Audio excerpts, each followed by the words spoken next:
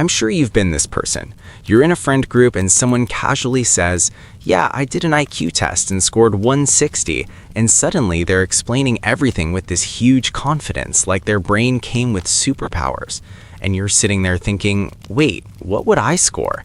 Am I actually smart, or I'm just not that bright? Okay, don't worry, because I'm going to give you 5 signs that someone has a low IQ, and I want you to tell me in the comments if you relate to any of them. But here's the thing, if you do relate, calm down, because at the end of this video, I'm going to tell you something about intelligence that nobody has ever told you, and it will completely change the way you see yourself and your intelligence. But now let's get in the first sign. Number 1, you struggle to find patterns in abstract information. Picture this. You're staring at a sequence of numbers on a test, 2, 4, 8, 16, and your mind just goes blank.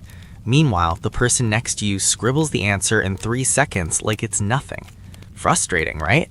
But here's what that test is actually measuring: your ability to find abstract patterns, decontextualize data that has zero connection to real life.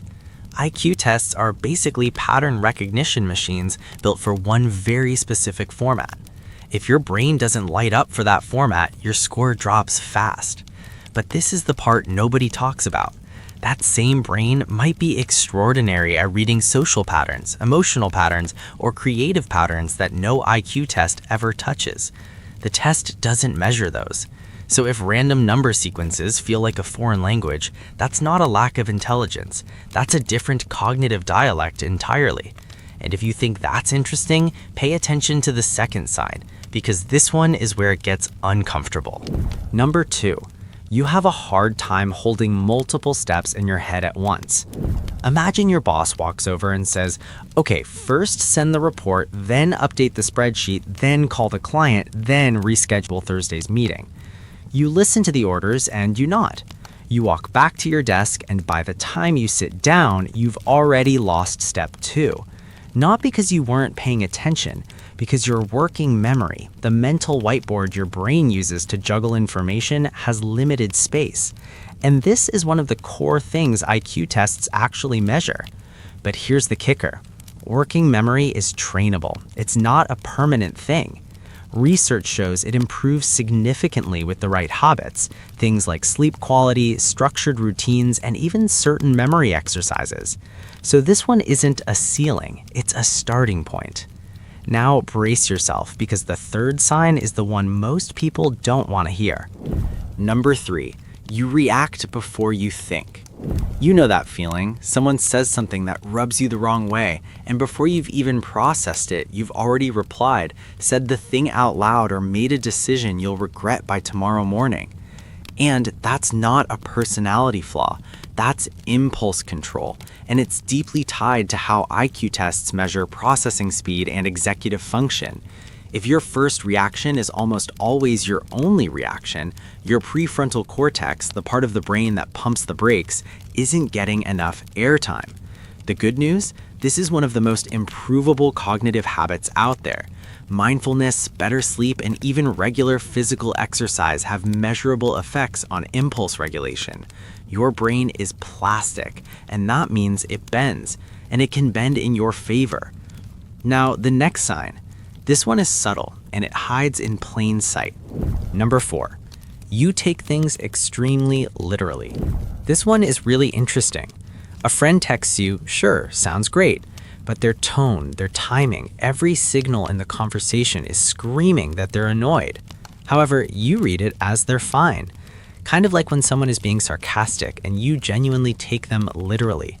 That gap between what's said and what's meant, catching irony, reading between the lines, understanding metaphors, these are all IQ-adjacent skills tied to abstract thinking.